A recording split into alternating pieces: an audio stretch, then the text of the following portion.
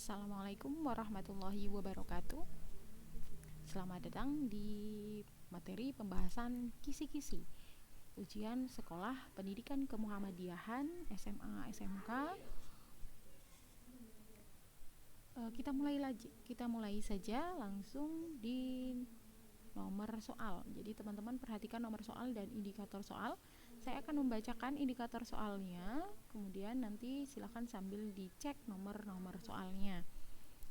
Oke, teman-teman yang masih punya materi kelas 10, 11 bisa dibuka kembali, kemudian dipahami lagi untuk sekedar mengingat materi-materi yang sudah pernah diberikan oleh Bapak atau Ibu guru di kelas 10 maupun kelas 11. Kita coba langsung masuk ke nomor 1. Nomor 1, peserta didik dapat menyebutkan nama model pendidikan agama Islam sebelum Muhammadiyah berdiri. Sebelum Muhammadiyah berdiri, model pendidikan Islam yang diterapkan adalah model pendidikan pesantren yang kebanyakan sifatnya masih tradisional. Sehingga apa-apa yang dipelajari di pesantren tidak lepas hanya sebatas ilmu agama saja, kitab-kitab saja, belum ditambah dengan ilmu pengetahuan umum.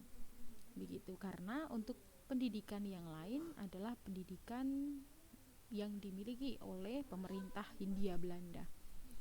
Kemudian yang kedua, nomor 2, peserta didik dapat nilai-nilai yang ditanamkan di sekolah Muhammadiyah. Maksudnya mungkin menentukan nilai-nilai yang ditanamkan di sekolah Muhammadiyah. Maka tidak lepas dari nilai-nilai tentang Islami, tentang akhlak begitu. Dan dalam perguruan Muhammadiyah ada 42 nilai yang sebenarnya ditanamkan di sekolah Muhammadiyah, tidak lepas dari akhlak gitu ya, tidak lepas dari akhlak. Maka nanti bisa dicari nilai-nilai yang berkaitan dengan membangun akhlak, misalnya seperti disiplin, amanah, bertanggung jawab, berpihak pada mustadafin, kemudian ikhlas dan lain sebagainya.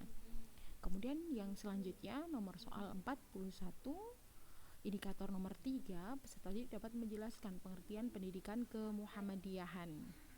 Pendidikan kemuhammadiyahan di sekolah Muhammadiyah menduduki sebagai mata pelajaran khusus atau ciri khusus. Artinya dia hanya diajarkan di perguruan Muhammadiyah saja. Dan inilah yang membedakan antara perguruan Muhammadiyah dengan perguruan-perguruan yang lain, yang mana pendidikan kemuhammadiyahan itu mata pelajarannya berisi tentang kebiasaan-kebiasaan dari perilaku pengikut Nabi Muhammad. Secara khusus kita bahasnya bisa membahas keorganisasian Muhammadiyah atau Muhammadiyah sebagai organisasi gitu ya. Kemudian selanjutnya nomor soal 3, indikator 4, peserta didik dapat menjelaskan yang dimaksud dengan menegakkan dan menjunjung tinggi agama Islam. Ini adalah potongan butir dari janji pelajar Muhammadiyah, yang mana maksudnya adalah menegakkan dan menjunjung tinggi agama Islam itu menjadikan Islam sebagai cara hidup, cara pandang dalam melaksanakan aktivitas sehari-hari. Sehingga aktivitas sehari-hari itu didasarkan pada pengamalan nilai-nilai agama Islam, tentu landasannya yang ada di dalam Quran dan Sunnah. Kemudian kita lanjutkan ke nomor 5 dengan indikator nomor 5. Peserta didik dapat menjelaskan pengertian faktor subjektif berdirinya Muhammadiyah. Perlu diketahui bahwa faktor berdirinya Muhammadiyah itu ada 2 faktor, yaitu objektif dan subjektif. Apabila faktor objektif itu adalah faktor yang sifatnya berasal dari luar, yang sifatnya umum, kondisi masyarakat, kondisi pendidikan umat Islam, kondisi umat Islam sendiri, itu adalah faktor objektif.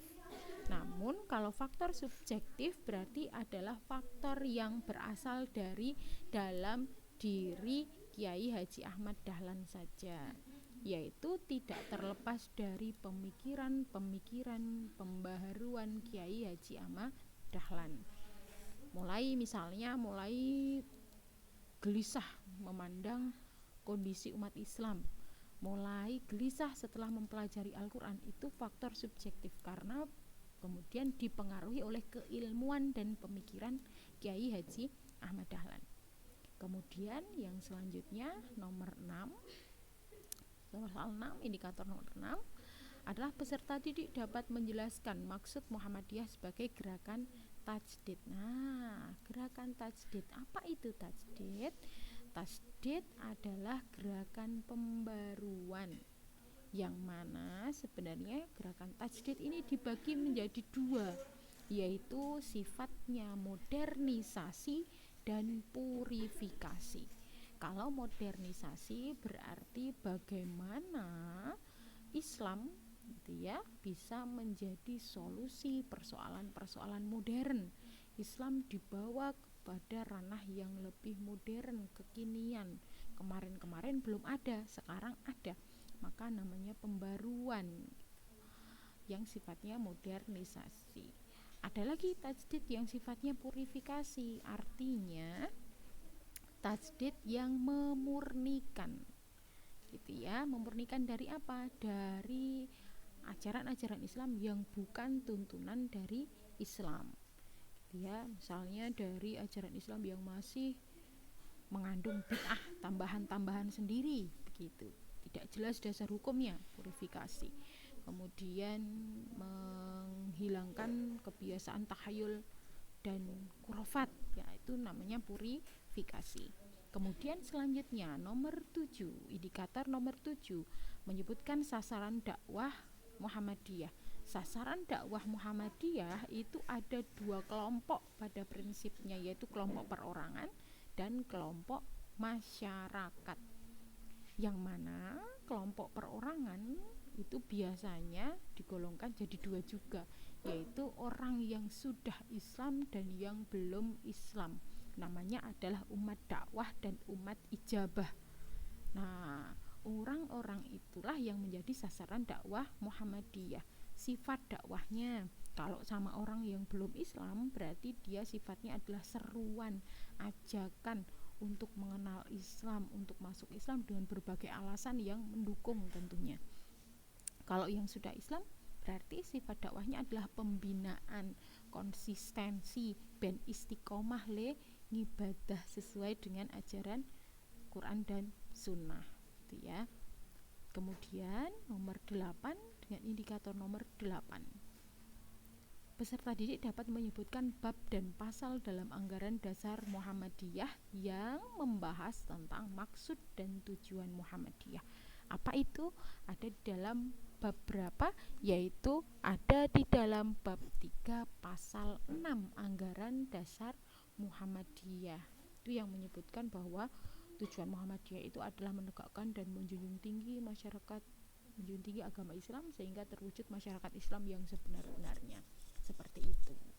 Kemudian nomor 9, kita lanjutkan nomor 9.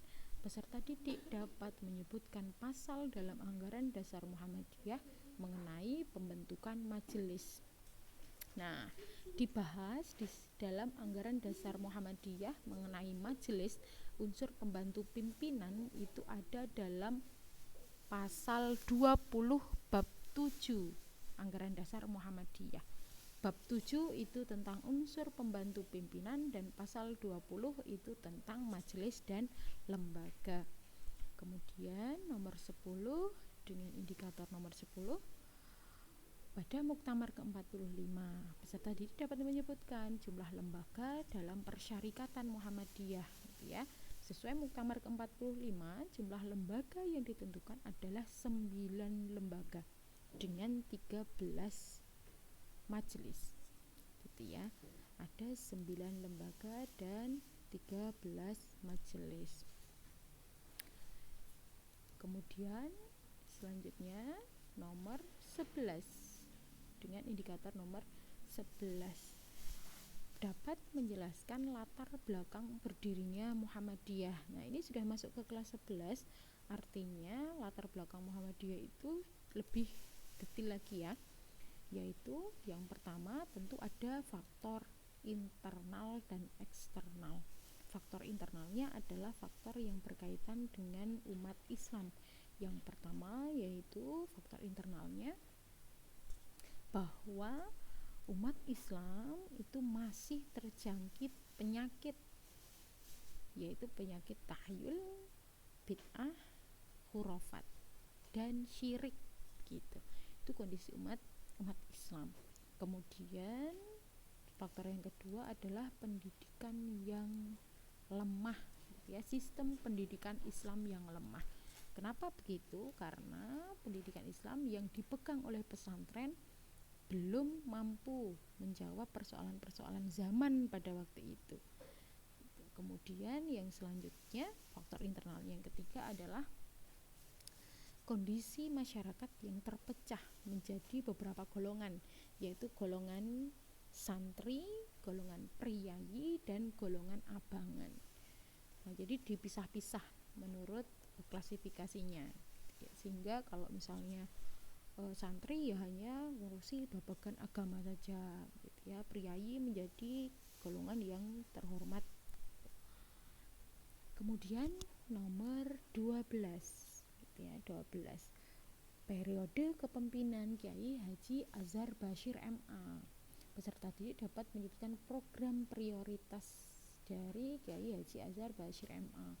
Perlu diketahui bahwa Azhar Bashir MA itu memimpin Muhammadiyah itu pada tahun 1990 sampai 1995, yang mana memang dari latar keagamaan beliau, kemudian beliau memfokuskan pada titik dakwah Muhammadiyah, bagaimana kemudian kajian-kajian, pengajian Muhammadiyah itu tetap dilaksanakan, dimasifkan lagi. Kemudian selain itu, program prioritasnya adalah membentuk program atau menyusun program jangka panjang Muhammadiyah sampai ke 25 tahun ke depan. Begitu yang dilakukan oleh Kiai Haji Azhar Bashir MA. Juga terlepas dari bagaimana mempertahankan ketahanan negara. Gitu. Nah, selanjutnya nomor 13, indikator nomor 13. Peserta didik dapat menyebutkan isi MADM yang kedua. MADM itu apa? MADM adalah Muqaddimah Anggaran Dasar Muhammadiyah. Muqaddimah Anggaran Dasar Muhammadiyah itu ada beberapa poin, yang kemudian isi poin yang kedua adalah hidup bermasyarakat adalah sunnah. Itu isinya. Matan yang kedua adalah hidup bermasyarakat adalah sunnah. Kemudian nomor 14. Tadi menjelaskan fungsi Muqaddimah Anggaran Dasar Muhammadiyah. Apa itu fungsinya? Yang jelas, Muqaddimah Anggaran Dasar Muhammadiyah itu disusun sebagai falsafah, sebagai dasar, sebagai pedoman bagaimana cara menjalankan keorganisasiannya berkaitan dengan dasar amal usaha dan perjuangan Muhammadiyah. Begitu ya, di pedoman, jadi dasar, jadi falsafah hidupnya Muhammadiyah. Kemudian yang nomor 15 dengan indikator 15 menjelaskan tentang judul materi yang disampaikan oleh Kiai Haji Fakih Usman dalam rangka perumusan kepribadian Muhammadiyah. Perlu diketahui bahwa perumusan kepribadian Muhammadiyah itu berasal dari idenya Kiai Haji Fakih Usman yang membawakan judul kajian yang berupa atau judulnya yang bernama Apakah Muhammadiyah itu? Nah, dari situlah kemudian apakah Muhammadiyah itu dibahas dalam sidang tanwir, kemudian menjadi bahan rumusan kepribadian Muhammadiyah. Kemudian selanjutnya yaitu nomor 42. Nah, perlu diketahui ini nomor 16 ini masuk di kolom nomor 15 karena tidak mengetahui soalnya seperti apa dan kejelasannya seperti apa, maka ini opsi paling memungkinkan adalah nomor 15. 16 ini masuk ke indikator nomor 15 gitu nggih.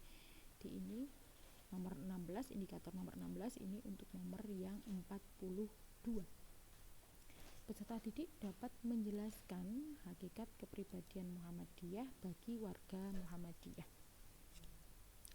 Kepribadian Muhammadiyah bagi warga Muhammadiyah tentu dia sebagai dasar, sebagai ciri khas, sebagai pegangan kepribadian warga Muhammadiyah dalam menjalankan amal usaha dan perjuangan di Muhammadiyah. Kemudian selanjutnya nomor 17 adalah menyebutkan pertimbangan dalam perumusan kepribadian Muhammadiyah. Jadi kenapa perlu dirumuskan kepribadian Muhammadiyah? Yang jelas paling pokok adalah warga Muhammadiyah pada waktu itu mulai kehilangan ruh bermuhammadiyah, mulai kehilangan arah perjuangan di Muhammadiyah, sehingga perlu dirumuskan apa Muhammadiyah itu sebenarnya, menilik kembali apakah Muhammadiyah itu yang sebenarnya. Kemudian ditambah lagi dengan kondisi negara sosial dan politiknya yang belum menentu, karena pada waktu itu juga ada PKI dan lain sebagainya. Itu ya, kondisi-kondisi itu yang kemudian mendorong Muhammadiyah untuk merumuskan kepribadian Muhammadiyah. Oke, selanjutnya nomor 18 dan indikator nomor 18 mengenai MKCHM. Atau apa itu MKCHM? Yaitu matan, keyakinan, dan cita-cita hidup Muhammadiyah.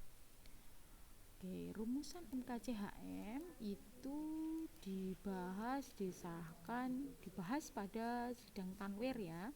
Kemudian disahkan pada Muktamar ke-37 di Yogyakarta.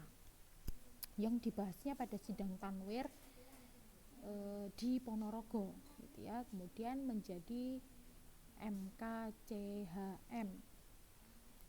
Selanjutnya nomor 19, peserta didik dapat menyebutkan cakupan isi MKCHM. Nah, MKCHM itu ada beberapa isi yang lumayan panjang, sehingga kenapa dibentuk video ini agar teman-teman bisa dengan mudah menyimak gitu ya. Jadi ada poin-poin yang kemudian dibagi menjadi beberapa kelompok gitu ya, yaitu matan keyakinan cita-cita hidup Muhammadiyah. Itu isinya mencakup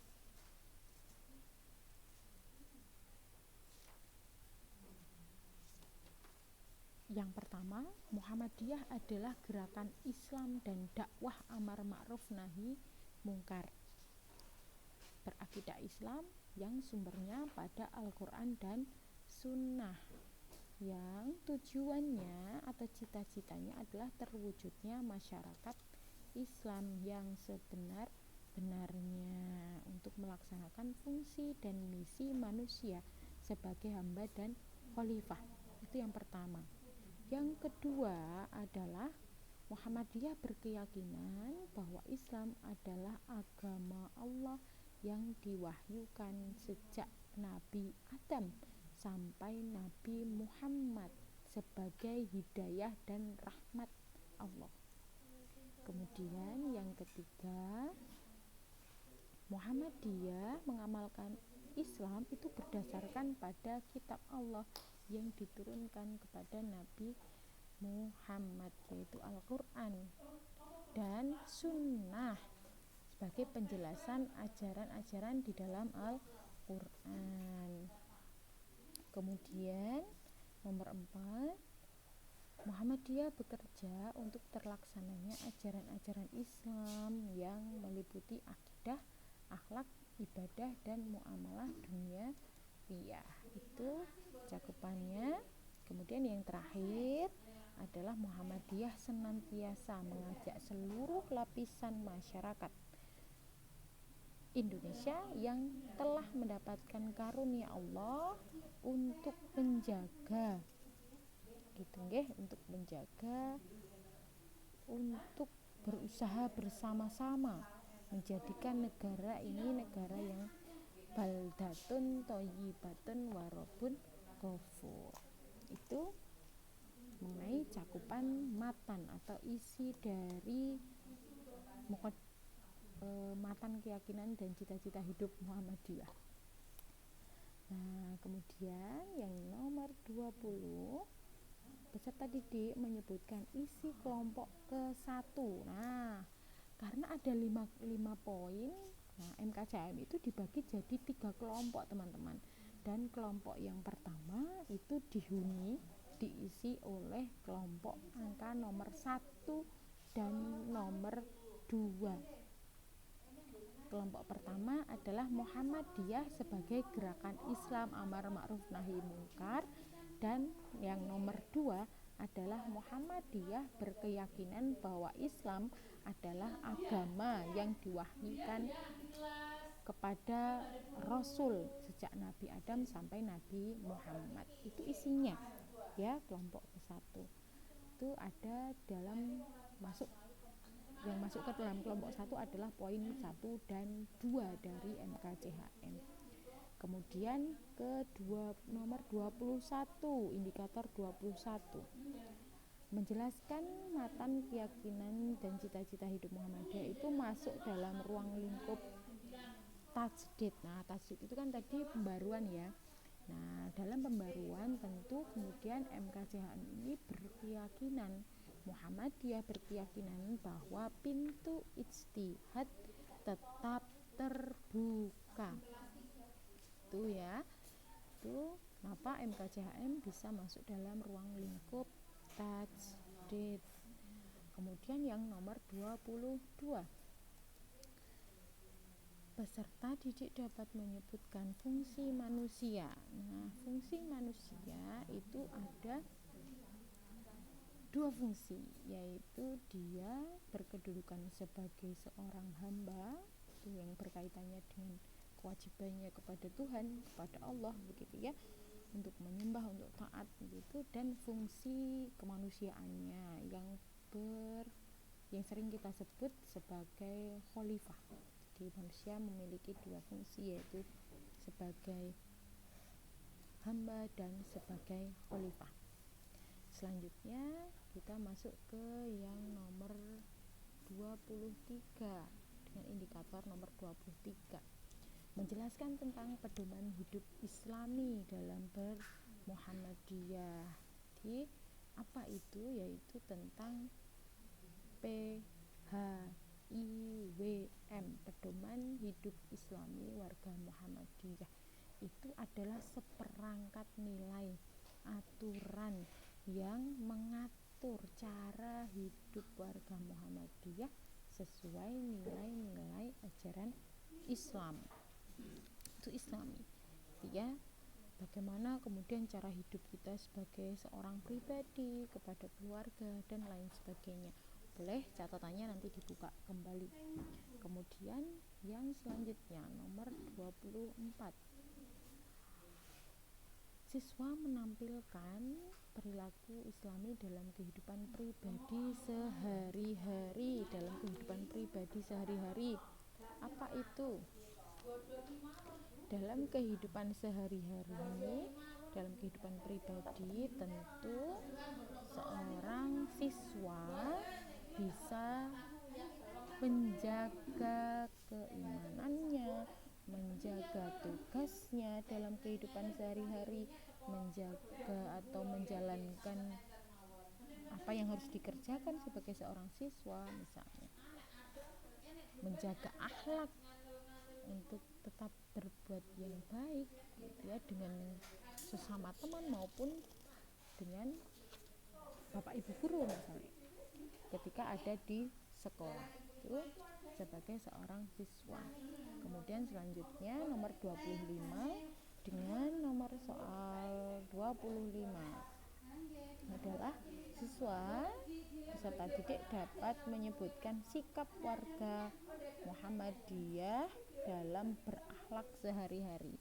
Maka berakhlak sehari-hari. Maka akhlak itu apa? Akhlak itu diminta warga Muhammadiyah itu untuk selalu menaati, untuk selalu menjadikan Muhammad Shallallahu Alaihi Wasallam sebagai suri tauladan. Jadi kalau berakhlak ya berarti sumber akhlaknya adalah Rasulullah Shallallahu Alaihi Wasallam gitu. Kemudian yang nomor 26 kelas 12 itu mengenai khitoh perjuangan Muhammadiyah. Ini masih bisa diingat-ingat, dibuka lagi bukunya, buku paket kelas 12 tentang khitoh perjuangan Muhammadiyah. Nah, apa itu khitoh perjuangan Muhammadiyah? Khitoh perjuangan Muhammadiyah itu sebagai garis, adalah garis-garis haluan-haluan yang menjadi dasar pijakan perjuangan Muhammadiyah gitu nggih.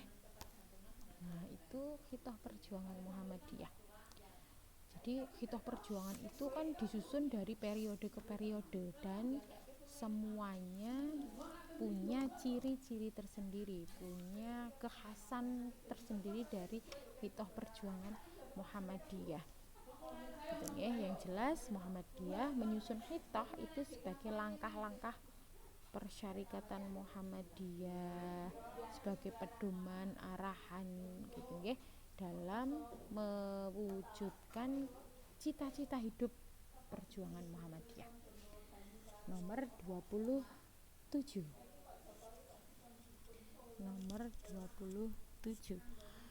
Sejarah khitoh perjuangan Muhammadiyah.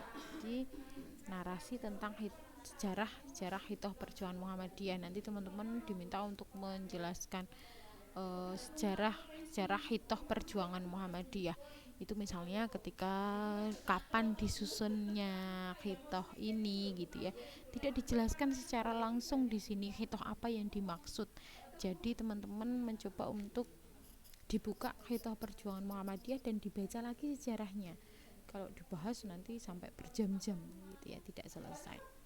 Kemudian yang nomor 28 dengan indikator 28 adalah perilaku sesuai landasan operasional Muhammadiyah, narasi tentang pembiasaan perilaku. Nah, ini juga termasuk nanti narasi yang disampaikan itu tidak jauh dari landasan operasional Muhammadiyah. Itu khitoh perjuangan Muhammadiyah itu sendiri gitu ya. Karena nanti khitoh perjuangan itu masuknya juga sebagai landasan gitu ya, landasan operasional Muhammadiyah untuk mencapai tujuan cita-cita Muhammadiyah gitu nggih. Kemudian nomor 29 narasi lagi. Nah, narasi biasanya kalau narasi ya isinya ada teks, tidak ada cerita. Itu ekspektasi kita ya, semoga ya seperti itu dan apa yang dimaksud gitu ya, sesuai dengan apa yang dimaksud tentang macam-macam khitoh perjuangan Muhammadiyah. Nah, khitoh perjuangan Muhammadiyah itu ada berapa? Khitoh perjuangan Muhammadiyah itu ada 6 khitoh perjuangan Muhammadiyah, yaitu langkah 12, khitoh yang dikenal dengan langkah 12. Yang kedua adalah khitoh Palembang. Yang ketiga adalah khitoh perjuangan Muhammadiyah yang disusun pada periode A.R. Fakhruddin di Ponorogo yang dikenal dengan khitoh Ponorogo. Kemudian ada khitoh perjuangan Muhammadiyah yang dikenal dengan khitoh Surabaya. Kemudian ada khitoh yang dirumuskan yaitu adalah khitoh Denpasar. Ada khitoh Ujung Pandang gitu ya. Itu beberapa macam khitoh perjuangan Muhammadiyah. Kemudian yang ke-30 tentang langkah 12 yang disebut sebagai langkah ilmi.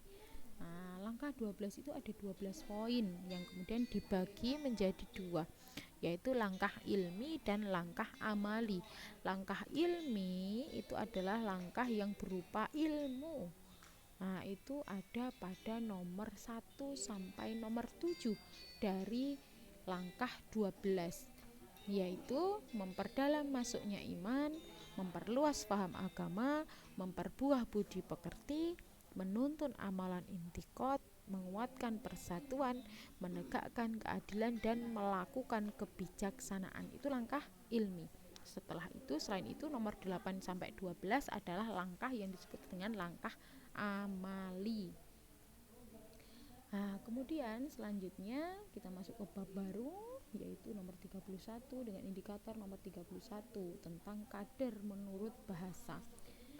Nah, bab yang kita bahas bisa adalah kaderisasi Muhammadiyah. Kader itu berasal dari bahasa yang disebut dengan kadre atau les cadre, gitu ya. Itu artinya adalah anggota inti, diambilkan dari bahasa Perancis. Kemudian ke-32 tentang jalur perkaderan Muhammadiyah.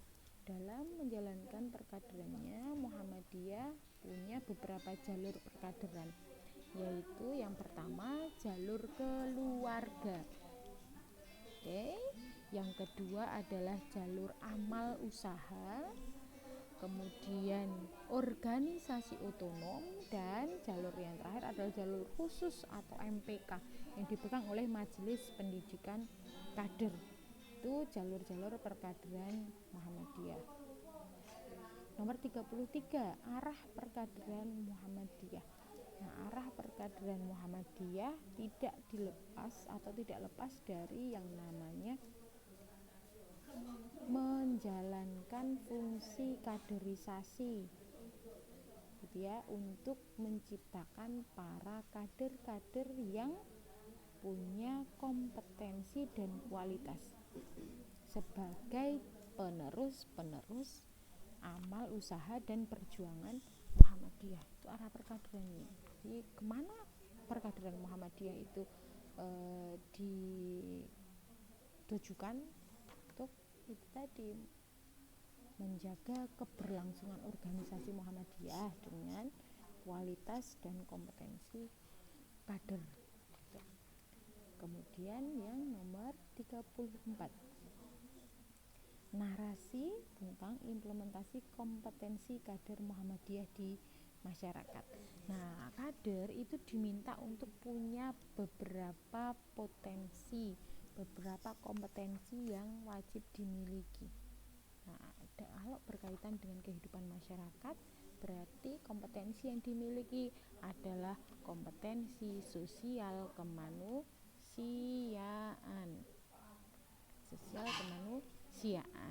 gitu ya. Kalau berhubungan dengan ideologi berarti nanti ya pembinaan keislaman. Tapi kalau ini yang ditanyakan adalah berkaitan di masyarakat, itu kompetensi sosial kemanusiaan. Kemudian implementasi kompetensi kader di masyarakat, yaitu terlibat aktif dalam kehidupan atau aktivitas-aktivitas masyarakat dan lain sebagainya, gitu nggih. Kemudian nomor 35, menampilkan narasi tentang kaderisasi di lingkungan keluarga. Kalau kaderisasi di lingkungan keluarga itu pada dasarnya gampangnya adalah sebagai orang tua itu mengenalkan Muhammadiyah sejak dini kepada anak-anaknya, gitu. Kaderisasi keluarga. Orang tuanya aktif di Muhammadiyah, ngajak anaknya untuk aktif di Muhammadiyah. Itu kaderisasi keluarga, yang kemudian menjadikan profil keluarga sebagai dasar untuk memilih Muhammadiyah sebagai dasar perjuangan atau organisasinya, gitu. Walau pada kenyataannya kadang kaderisasi keluarga itu tidak jalan karena orang tuanya aktif di Muhammadiyah tapi anaknya enggan untuk aktif di Muhammadiyah, gitu, karena berbagai persoalan, gitu ya. Kemudian nomor 36, narasi tentang organisasi otonom Muhammadiyah. Organisasi otonom Muhammadiyah itu apa? Organisasi otonom Muhammadiyah itu sebenarnya adalah organisasi yang ada di dalam Muhammadiyah dan diberi kewenangan untuk mengurus rumah tangga organisasinya sendiri. Jadi organisasi di dalam organisasi begitu ya. Organisasi otonom adalah organisasi yang ada di dalam Muhammadiyah yang diberi kewenangan untuk mengatur rumah tangga organisasinya sendiri. Nah, kemudian nyangkut nih ke nomor yang 37 tentang macam-macam organisasi otonom Muhammadiyah. Apa saja itu macam-macamnya, yaitu ada IPM, ada IMM, ada Nasyiatul Aisyah, ada Pemuda Muhammadiyah, ada Pandu Hizbul Waton, ada Aisyah, dan ada Tapak Suci Putra Muhammadiyah. Begitu ya. Ini macam-macam urtum Muhammadiyah. Kemudian yang nomor 38, sistem perkaderan Nasyiatul Aisyah. Nasyiatul Aisyah itu punya perkaderan yang sifatnya perkaderan utama dan perkaderan fungsional juga.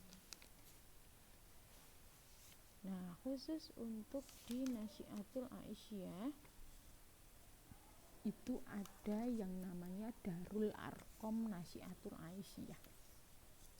Itu ada 3 Darul Arkom Nasyiatul Aisyah, 1, 2, dan 3. Kemudian ada juga perkaderannya namanya Latihan Instruktur Nasyiatul Aisyah. Itu juga ada disingkatnya LINA 1 dan 2 gitu ya. Yang kapasitasnya memang berbeda-beda. Dari segi materi juga berbeda-beda. Kalau Darul Arkom itu gunanya untuk mengenalkan Nasyiatul Aisyah dengan segala hal yang mencakup programnya, dasar perjuangannya, dan lain sebagainya. Kalau latihan instruktur itu nanti mencetak orang-orang yang bisa mengelola perkaderan Darul Arkom gitu. Nah, kemudian nomor 39, perkaderan formal pemuda Muhammadiyah.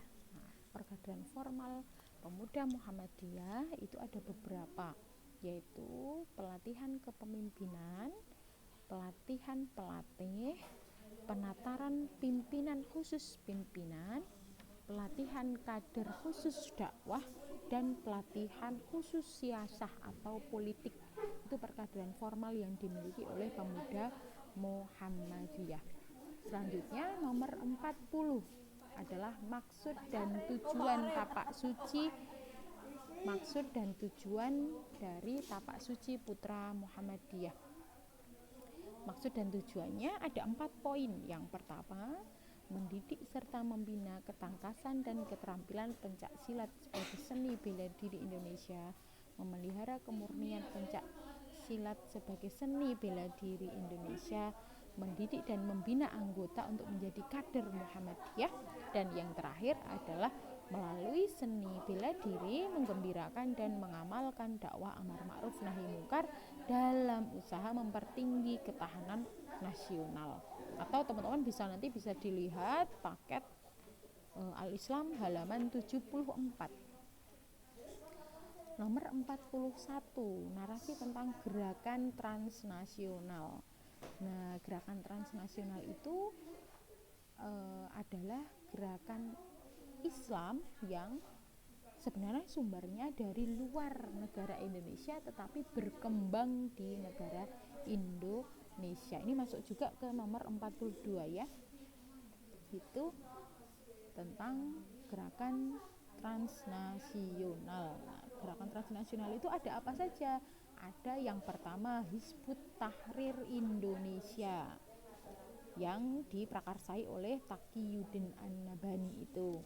Kemudian ada yang namanya Ikhwanul Muslimin yang diprakarsai oleh Hasan Al-Banna. Dan yang terakhir ada namanya Jamaah Tabligh gitu ya. Nah, kita bahas nomor 43 nih, gerakan Islam yang namanya Ikhwanul Muslimin. Ikhwanul Muslimin itu diprakarsai oleh Hasan Al-Banna yang awalnya dia di Mesir, dan dia itu awalnya hanya gerakan dakwah saja, tapi lambat laun dia muncul sebagai gerakan politik. Nah, gerakan politik yang kemudian kesini semakin semakin menjadi yang namanya partai politik begitu ya. Dan Ikhwanul Muslimin merupakan salah satu organisasi yang berjasa pada kemerdekaan Indonesia, karena pada waktu itu Ikhwanul Muslimin melobi pemerintah Mesir untuk mengakui Indonesia merdeka atau atas kemerdekaan Indonesia. Nomor 44 tentang Hizbut Tahrir Indonesia atau HTI. Nah, HTI ini muncul karena adanya pemikiran gitu ya, pemikiran dari Taqiyuddin An-Nabhani, seorang aktivis gitu ya, imam gitu ya di Al-Quds Palestina gitu. Dan pemikirannya adalah tentang khilafah atau Islam khilafah, yang ingin mendirikan negara dengan sistem khilafah sehingga tidak lagi menggunakan sistem demokrasi atau sistem dari barat, sangat ditentang oleh yang namanya Hizbut Tahrir Indonesia. Walaupun pada tahun 2017 secara resmi pemerintah Indonesia melarang Hizbut Tahrir Indonesia ini untuk berkembang dan menjalankan aktivitas keorganisasiannya di Indonesia lagi begitu ya. Kemudian nomor 45 tentang narasi jamaah tabligh. Jamaah tabligh adalah jalan dakwah yang dipilih dengan mengharuskan para pengikutnya untuk berbaiat kepada syekh gitu ya, berbaiat kepada syekh. Dan kemudian jamaah tabligh ini juga menekankan bahwa setiap orang, setiap umat Islam harus memiliki madhab dalam melaksanakan pedoman keislamannya. Nah, kemudian pendirinya siapa? Pendirinya adalah Syekh Muhammad Ilyas Al-Khandalawi. Syekh Muhammad Ilyas Al-Khandalawi di India tahunnya 1920. Itu pendirinya. Kemudian kita bahas selanjutnya nomor 46. Menampilkan narasi tentang misi gerakan pencerahan Muhammadiyah. Nah, misi gerakan pencerahan Muhammadiyah itu adalah misi yang membela kaum du'afa mustad'afin menjadi solusi untuk menyelesaikan persoalan-persoalan kemanusiaan gitu ya. Itu misi gerakan pencerahan Muhammadiyah. Kemudian yang ke nomor 47 narasi tentang dasar hukum Muhammadiyah sebagai gerakan pencerahan. Sebenarnya gerakan pencerahan itu diambil dalam Islam berkemajuan yang dibawa pada Muktamar Muhammadiyah ke-46 di Yogyakarta. Nah, itu adalah gerakan pencerahan itu diusung pada Muktamar Muhammadiyah ke-46 itu. Namun misi dari, atau bukan misi ya, tetapi lebih kepada dasar hukumnya, gerakan pencerahan itu dimulai dari bagaimana memahami Al-Quran, memahami Islam, dari mulai dibentuknya Muhammadiyah itu termasuk pencerahan. Quran surah Ali Imran ayat 104, kemudian ada lagi Quran surah Al-Ma'un atau dikenal dengan teologi Al-Ma'un, dan Quran surah Al-Asr atau dikenal dengan teologi Al-Asr. Kemudian yang nomor 48 adalah tentang ciri gerakan pencerahan Muhammadiyah. Ciri gerakan pencerahan Muhammadiyah itu ada beberapa ciri, yaitu yang pertama, gerakan pencerahan sebagai misi dakwah dan tajdid. Kemudian gerakan pencerahan sebagai transformasi amal usaha, gerakan pencerahan sebagai aktualisasi perjuangan dan jihad, dan gerakan pencerahan untuk Indonesia berkemajuan. Itu ciri-cirinya, atau teman-teman bisa buka nanti di buku teks halaman 115 sampai 117. Kemudian melangkah ke nomor 49 dengan indikator 49 narasi tentang 4 pilar membangun peradaban baru. Ini 4 pilar ini didasarkan pada teologi Al-Asr, yang kemudian apa 4 pilar itu? 4 pilar itu adalah iman atau tauhid sebagai pilar yang pertama. Pilar yang kedua itu ada ilmu pengetahuan. Pilar ketiga itu adalah kerja keras dan produktif. Pilar keempat adalah moralitas atau akhlak. Oke, jadi dalam bangun peradaban baru itu diperlukan tauhid, ilmu pengetahuan, kerja keras dan produktif, moralitas atau akhlak. Yang terakhir adalah nomor 50 dengan indikator nomor 50 mengenai khairu ummah. Pengertian dari khairu ummah. Khairu ummah, khair itu artinya baik gitu ya. Kemudian ummah itu adalah umat.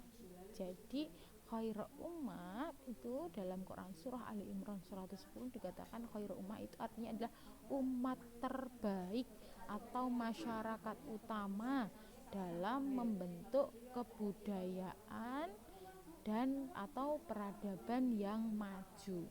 Jadi khairu ummah itu adalah umat terbaik gitu ya, didasarkan pada Ali Imran itu 110. Begitu teman-teman untuk penjelasan dari kisi-kisi hari ini, dan silakan apapun yang sekiranya dicatat, apapun sekiranya yang penting silakan untuk dicatat, dipahami, dibuka kembali catatan-catatan yang lalu, atau apapun dari rekaman ini bisa diputar kembali untuk ditulis gitu ya, sebagai bahan belajar agar sukses dalam melaksanakan ujian sekolah ini dengan hasil yang terbaik gitu ya. Jangan lupa untuk berusaha terus belajar, dan jangan lupa untuk berdoa minta kemudahan kepada Allah Subhanahu wa taala. Karena sistem yang baru yang diterapkan dalam ujian ini juga membawa beban tersendiri, tetapi jangan kemudian dijadikan beban berat gitu ya. Dijadikan motivasi saja untuk belajar yang lebih giat, lebih baik lagi. Dan itu saja yang bisa saya sampaikan pada video kali ini. Ada hal-hal yang masih belum jelas, silakan boleh ditanyakan melalui WA saya, boleh di 085742447741, atau melalui Teams juga boleh komentar. Nanti saya akan upload ini di Teams untuk siswa SMA dan di Google Classroom untuk siswa SMK. Demikian, terima kasih dari Bu Nining. Saya akhiri. Assalamualaikum warahmatullahi wabarakatuh.